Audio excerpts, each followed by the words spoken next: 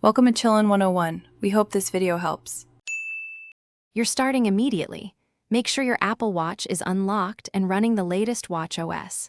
Once done, place the watch on your wrist and swipe up from the bottom of the watch face to open Control Center. You'll see the battery percentage tile. Tap that. This opens the battery view where low power mode appears. You don't need the iPhone for this step. The watch itself exposes the control so you can toggle power-saving options quickly. You now toggle low power mode on and confirm the prompt. Do it deliberately so you know what changes. Low power mode pauses background app refresh, reduces sensor sampling, and limits visual effects. These reductions extend runtime.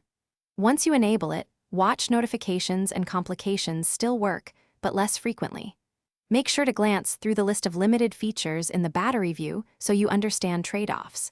If you want finer control, you can adjust specific options later in the Watch app on your iPhone. To exit, open Control Center or Battery View and toggle low power mode off. You'll notice features return to normal.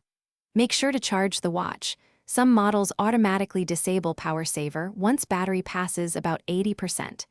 If the toggle won't respond, restart the watch. Hold the side button until you see the power menu, then restart. If problems persist, update Watch OS, then restart again. Key tip: if toggle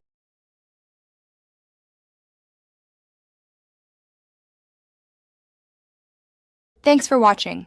Consider subscribing if we helped you.